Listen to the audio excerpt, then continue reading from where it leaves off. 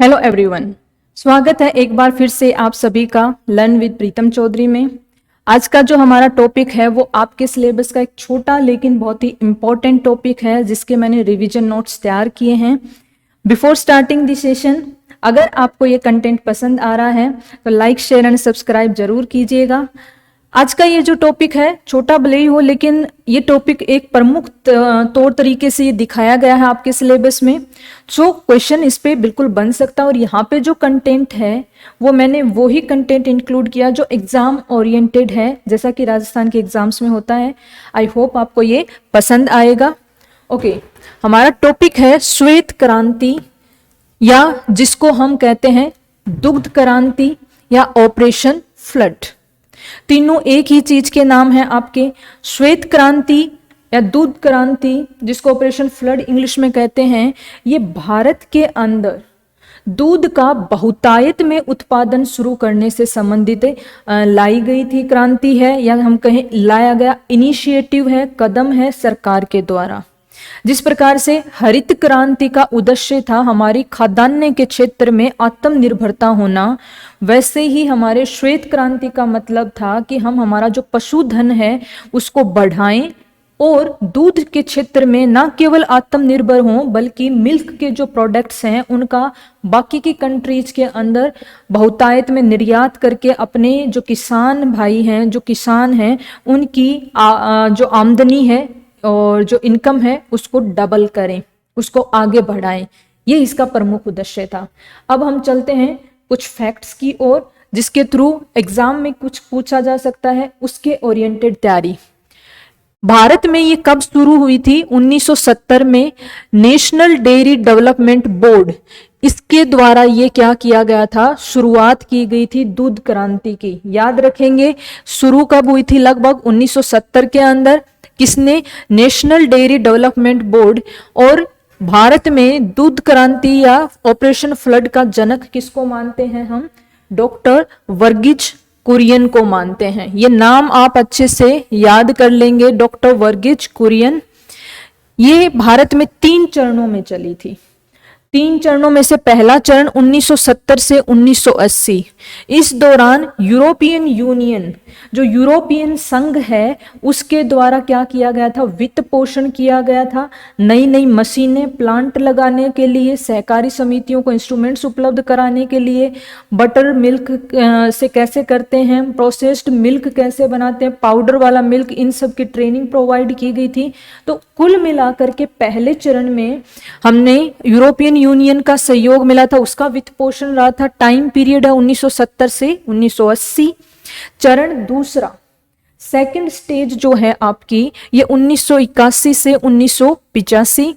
ये इस टाइम पे, इस सेकंड चरण में देखिए हमने यहाँ पे प्रोडक्शन को बढ़ाने का तरीका सीखा। पहले स्टेज के अंदर हमने ज्यादा से ज्यादा milk production as well as कि मिल्क के प्रोडक्ट्स को दूसरी फॉर्म के अंदर कैसे हम ज्यादा से ज्यादा अच्छे से स्टोर करके बना सकते हैं, वो हमने सीखा।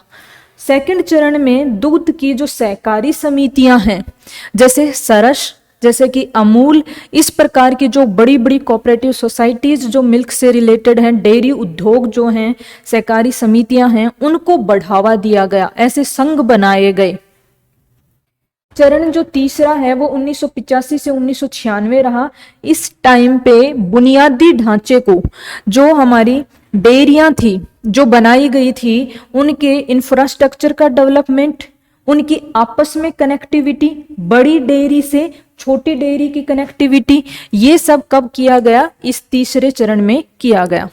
इसका प्रभाव क्या रहा? श्वेत क्रांति का प्रभाव ये रहा, भारत विश्व का सबसे बड़ा दूध उत्पादक देश बन गया। I am saying very proudly कि भारत विश्व का क्या बन गया? सबसे बड़ा दुग्ध उत्पादक देश बन गया इस दूध क्रांति का।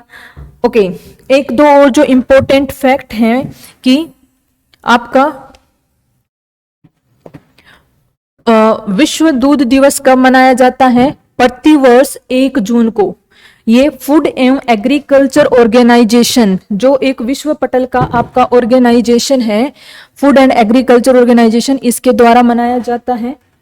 डेयरी क्षेत्र की अन्य पहल कौन कौन सी हैं? डेयरी विकास राष्ट्रीय कार्य योजना 2022, ये क्या करेगी? ये इंक्रीज करेगी आपका मिल्क प्रोडक्शन और फार्मर की इनकम को 2 गुना करने में सहायता प्रदान करेगी। फिर से एक बार बात करते हैं, डेयरी विकास राष्ट्रीय कार्य योजना जो कि इसी साल 2022 के अंदर लॉन्च की गई है। इसका उद्देश्य क्या है? डेयरी उद्योग को और ज्यादा इसका मिल्क प्रोडक्शन करना और किसानों की आय दुगुनी करने से संबंधित जो हमारी सरकार का उद्देश्य है उसकी पूर्ति में सहायता करना। गोपाल रत्न पुरस्कार ये केंद्र सरकार के द्वारा दिया जाता है।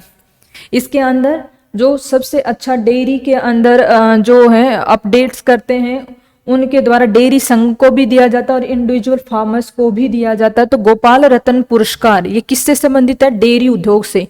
पशु आधार में जस्ट लाइक हमारे जो आधार कार्ड होता है वैसे ही पशुओं का भी एक एक पशुधन का क्या बनाया गया है? इंडिविजुअल एक आधार कार्ड की तरह डेटा बनाया गया है, ताकि इनसे संबंधित योजनाएं लाने के लिए, इनके जो स्वास्थ्य का जो परीक्षण से संबंधित कोई योजना लाने के लिए सरकार के पास में एक पुख्ता रूप में डेटा पहले से उपस्थित रहे।